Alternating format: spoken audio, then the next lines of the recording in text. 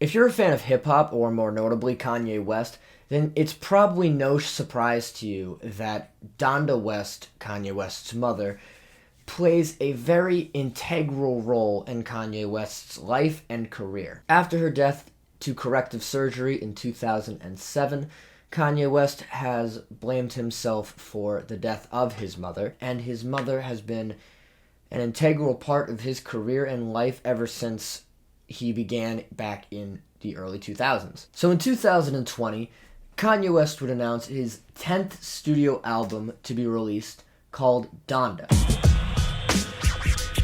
Get that intro graphic out of here, because we're not done yet, because it is a complicated release. Kanye West announces Donda in 2020, and on the day that he anticipated to release the album, Taylor Swift released Folklore. To this day, I still find that to be the most hilariously ironic thing to happen, but we didn't get any Donda that day. About a year goes by, and rumors begin to resurface that Donda will be released very soon. What follows is a live Apple Music concert at the Mercedes-Benz Stadium with a collection of songs that had been near completion that led to a near brilliant performance. But still, no Donda. So about a month goes by, and then we get another one of these live concerts. All of us anticipating Donda will release, no release. Then about 3 weeks later, he does another concert, and still no Donda. So at this point, you could imagine the fans were getting pretty frustrated with the fact he was not releasing this album. So his record label, Universal Records, took it upon themselves just to say screw it and released the album. So as you could guess, the album may have sounded unfinished, it may have sounded a little disjointed at points. So I will be reviewing the most complete version of Kanye West's Donda, released finally at the end of 2021. Now you can roll the intro graphic.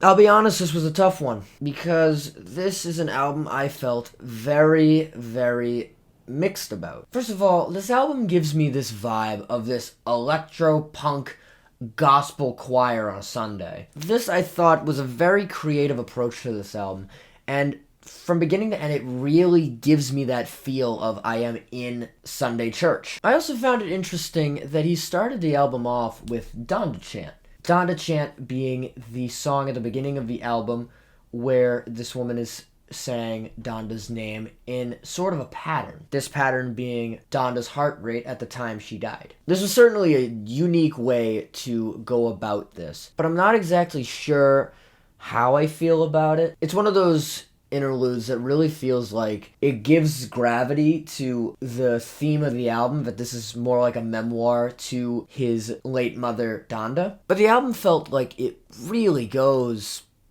all over the place. Every so often we'll have the pastor at the beginning of certain songs, like Praise God. And honestly, some of the songs, it just feels really confusing. The use of it on Believe What I Said feels perfect. It's not at the beginning, it's like throughout the song, like as the song progresses, we start to hear it. But there are times where I really just feel like they could have just been skits on their own. Honestly, this album was very, very, very all over the place. This is why I can't really thematically talk about this album without jumping around, because this album really does a lot of jumping around. Like, while I enjoyed songs like Hurricane and Moon, songs like Remote Control and Heaven and Hell feel not only inappropriate, but weird additions to this album. Even for the deluxe version, this album feels like it's not finished. And with a lot of Kanye's music, I get that feeling that he was on a tight deadline. He's like, all right, I gotta get this music out. Let's go. And I think partially the fault of that is him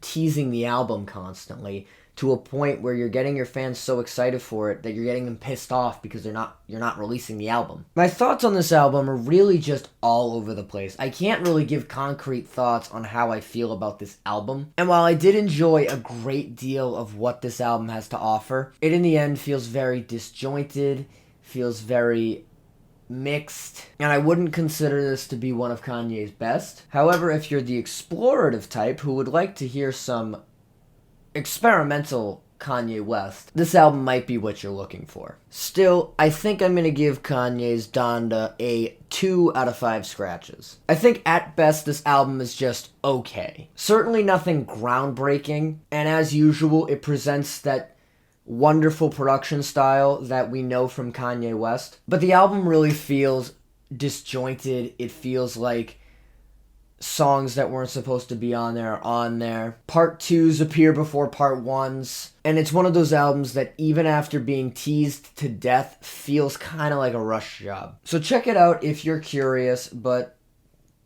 don't lose any sleep if you haven't listened to Kanye West's Donda.